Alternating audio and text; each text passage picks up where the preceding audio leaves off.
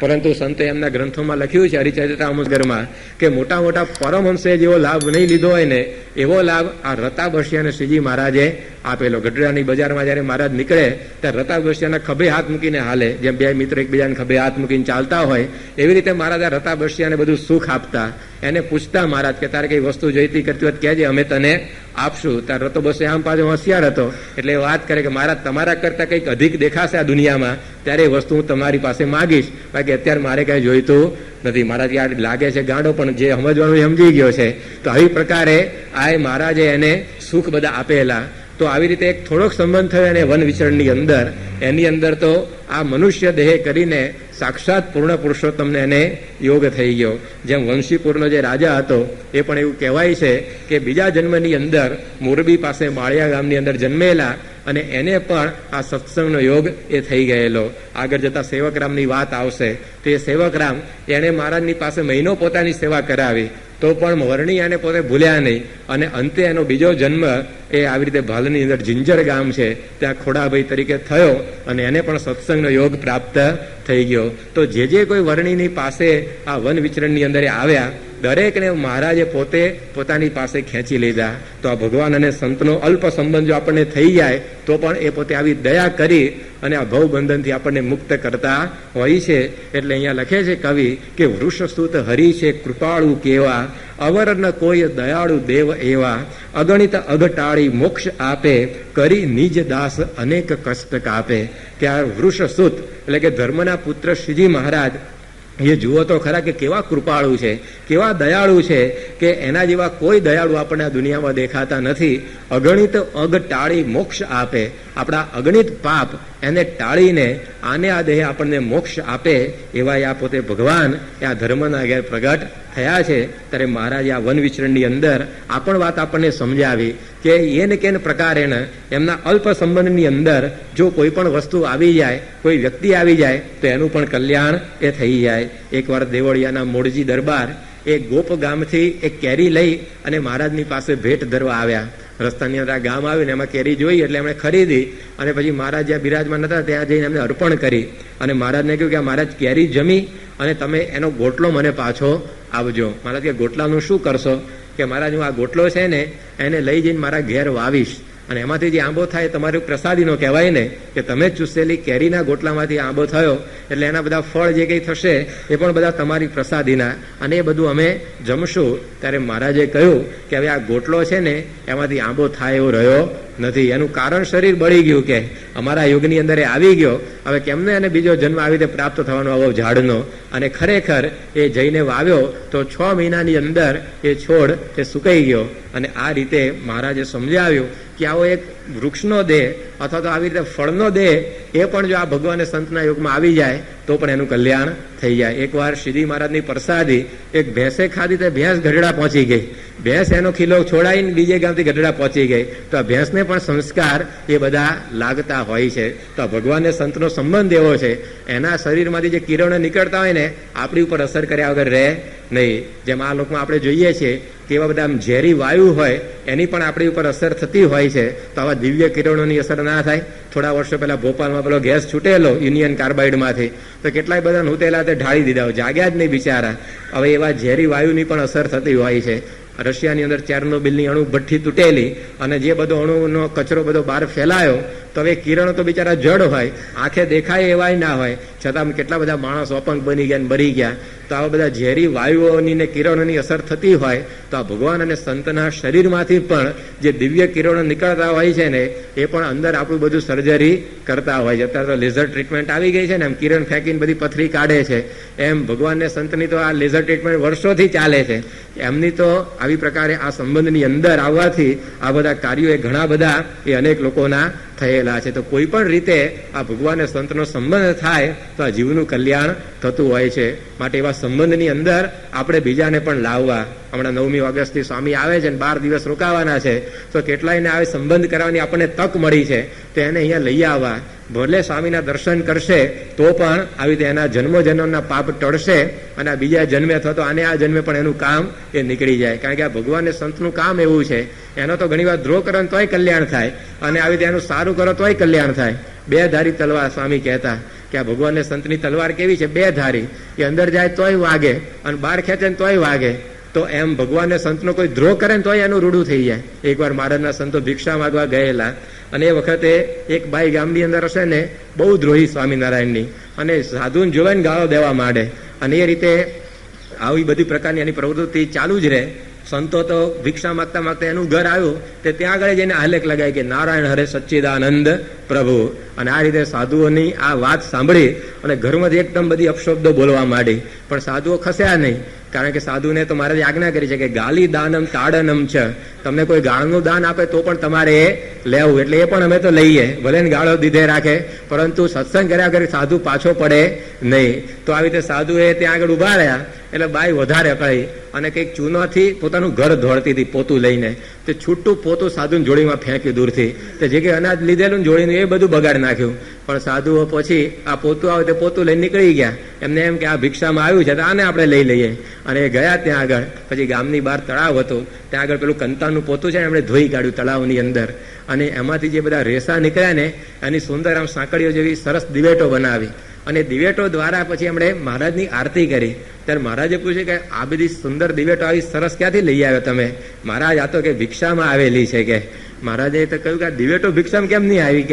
કે અમે ભિક્ષા માંગવા ગયેલા ને ત્યારે એક વઢકણી બાઈએ પોતું માર્યું અમને, અને એ પોતું અમે આવી રીતે સાફ કર્યું અને પછી એના રેસાની અંદરથી આવી સરસ દિવેટો બનાવી છે અને એની અમે આરતી કરી. મહારાજ કે એ બાઈનું પણ આપણે કલ્યાણ કરવું પડશે, કે એની સેવા એ કે અમારા ઉપયોગની અંદર આવી ગઈ અને બાઈનું પણ કલ્યાણ થયું. બીજે જન્મે આવો સત્સંગમાં અવતાર પ્રાપ્ત થયો હશે.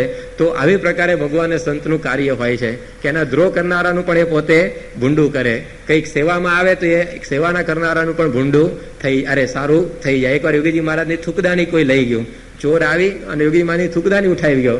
સવાર સ્વામીને બધાએ કહ્યું કે સ્વામી તમારી થૂકદાની કોઈક લઈ ગયું છે. સ્વામી કે જાઓ એનું કલ્યાણ કહે. તો ચોર આવે ને તો એનું કલ્યાણ થઈ જાય મંદિરની અંદર. તો આવી પ્રકારનું આ ભગવાન સંતનું ગુણાતીત તંત્ર એ કહેવાય. એકવાર નિત્યાનંદ સ્વામી બીમાર હતા અને કોઈ હરિભક્તની બકરીના દૂધથી એમની દવા કરવામાં આવી, તે પોતે સાજા થઈ ગયા. વૈદ્ય બતાવ્યું હશે કે આ બકરીના દૂધ સાથે આ મારી દવા લેવી, અને એ રીતે એમણે દવા લીધી ને સાજા થઈ ગયા. મહારાજને ખબર પડી, મારે કે જાઓ એ બકરીનું પણ કલ્યાણ, કે મારા સાધુની સેવા એનાથી થઈ ગઈ. તો આવી પ્રકારે એન કરીને પ્રકારનો આવો સંબંધ જો થઈ જાય તો ભગવાનને સંત એ ક્યારે એને મુકતા નથી. નિષ્કુળાનંદ સ્વામી એટલે લખ્યું કે કર્યો સંતનો દરસ સ્પરસ રે, ગાયા જીવવા એ સંતના જશ રે, તે પણ ધામનો છે અધિકારી રે, ખરી વાત લખી છે વિચારી રે.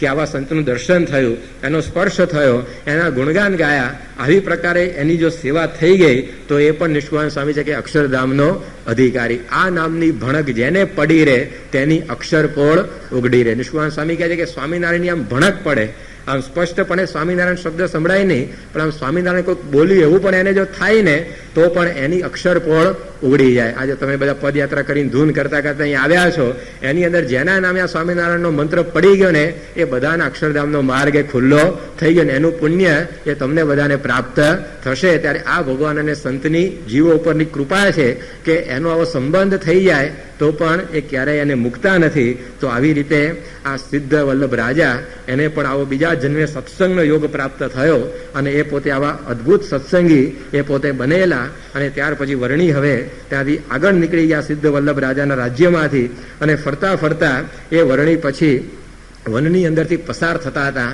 એ સમયની અંદર પીબેક નામનો એક રાક્ષસ એમને મળ્યો. પીબેક એટલે જેને ગળા સુધી દારૂ પીધો એને પીબ કહેવામાં આવે. અને એવી પ્રકારનો આ રાક્ષસ કે એટલો બધો આમ દારૂ ને એની અંદર ચકચૂર થઈને પોતે ફર્યા કરે, એ બધું માંસ ભક્ષણ કરતો અને આવી રીતે આ જંગલની અંદર અનેકને પોતે હેરાન કરતો. એ રાક્ષસનો પણ વર્ણીએ એ પોતે મોક્ષ કર્યો અને ત્યાર પછી એ ફરતા ફરતા નવલખા પર્વતની અંદર પ્રવેશ્યા. આ પર્વતની અંદર 9 લાખ યોગીઓ એ ભગવાનને મેળવવા સાધના કરતા હતા અને વર્ણી પોતે ત્યાં આગળ ગયા અને 9 લાખ સ્વરૂપે એમણે પોતે આ દરેકને વ્યક્તિગત દર્શન આપ્યા અને 9 લાખ સ્વરૂપ ધારણ કરી અને વર્ણી પોતે દરેકને ભેટ્યા. અને એ રીતે પોતાના સંબંધે આ વર્ષોથી તપ કરતા યોગીઓનું પણ એમણે પોતે કલ્યાણ કર્યું. અને ત્યાંથી ફરતા ફરતા એ પછી આવી રીતે બાલવા કુંડની અંદર પધાર્યા. આ બાલવા કુંડને વાડવા કુંડ તરીકે પણ ઓળખવામાં આવે છે અને એના નામ પ્રમાણે એની અંદર અગ્નિ સદાય પ્રજ્વલિત રહે છે. વાડવ એટલે અગ્નિ, જેમ વડવાનળ આપણે કહીએ છીએ કે જે દરિયાની અંદર સદાય પ્રજ્વલિત રહે છે, તો આ વાડવ કુંડની અંદર પણ આ અગ્નિ પોતે સદાય પ્રજ્વલિત રહેતો અને જે પવન આવી રીતે ત્યાં વહેતો હોય એને લીધે વધારે એની જ્વાળાઓ બધી ઉઠતી, પણ એની અંદર પણ 3 દિવસ વરણી પોતે ત્યાં આગળ રોકાયા તો રોજ સ્નાન કરવા જતા. સવાર અને સાંજ આવા અગ્નિ ભરેલા કુંડની અંદર એ વરણી પોતે સ્નાન કરતા. ત્યારે લોકોને આશ્ચર્ય થતું કે આ વરણી પોતે જરૂર કોઈ ચમત્કારી પુરુષ લાગે છે, કારણ કે પગ પણ બોળી શકાય નહીં એટલું આ ગરમ આનું પાણી છે અને એની અંદર આ પોતે કેમના નાતા હશે, જાણે ફુવારા નીચે નાતા હોય એ રીતે શાંતિથી નાય છે આ તો. અને આવી પ્રકારે આ વરણીનું આવું ઐશ્વર્ય જોઈ અને અનેક લોકોને એમના પ્રત્યે ભાવ થયો અને ત્યાંથી પછી વરણી પોતે આગળ નીકળ્યા અને ત્યાંથી એ ગંગા સાગરના સંગમે પધાર્યા, જ્યાં ગંગા નદી અને સમુદ્ર એનું મિલન થાય છે. ત્યારે એ ગંગા સાગર સંગમે એ વરણી પોતે પહોંચ્યા. ત્યાં આગળ એમણે પોતે સ્નાન કર્યું અને 3 દિવસ એ ત્યાં આગળ એમણે પોતે નિવાસ કર્યો.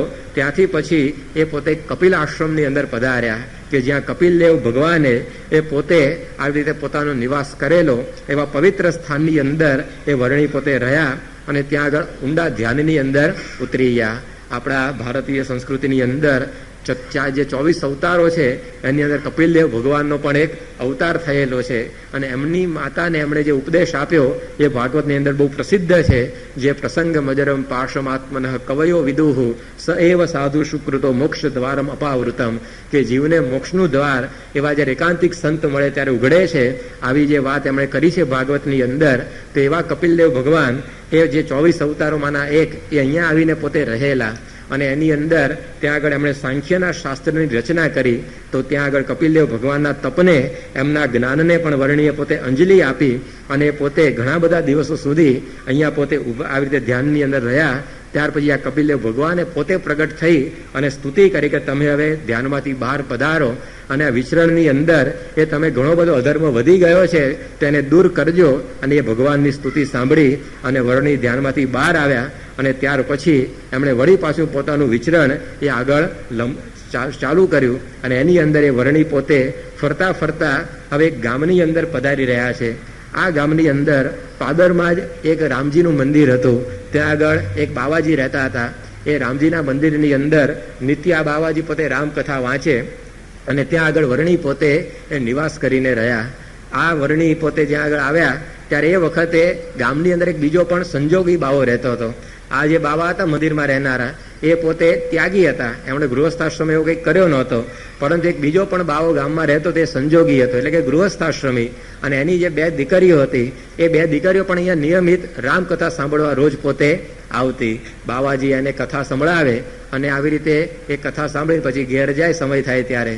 હવે એક વખતે જ્યારે આ બાવાજી કથા કરતા હતા ત્યારે પેલી 2 દીકરીઓએ પ્રશ્ન પૂછ્યો કે તમે આજે વાત કરીને મને કંઈ બહુ સમજાતી નથી, માટે એને જરા સારી રીતે તમે સમજાવો.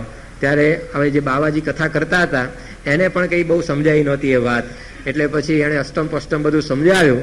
ત્યારે વરણી પોતે પામી ગયા કે આ બાવાને ઉત્તર આવડતો નથી એટલે આવી રીતે બધું અવળું સમજાવે છે આ લોકોને. એટલે વરણીએ કહ્યું કે તમે જો આવી રીતે મને અનુમતિ આપો તો હું એની અંદર જે રહસ્ય છે હું આ બધાને સમજાવું. ત્યારે બાવાએ અનુમતિ આપી અને એ વખતે વરણીએ જે શાસ્ત્રોના રહસ્યો આ બધા સભાની અંદર સમજાવ્યા. સભા આખી મંત્રમુગ્ધ થઈ ગઈ અને એ વખતે આ જે 2 દીકરીઓ એમણે પણ વરણીની વાણી સાંભળી અને એમને થયું કે આવા વિદ્વાન, આવી સાધુતાવાળા આ કિશોર કોણ હશે.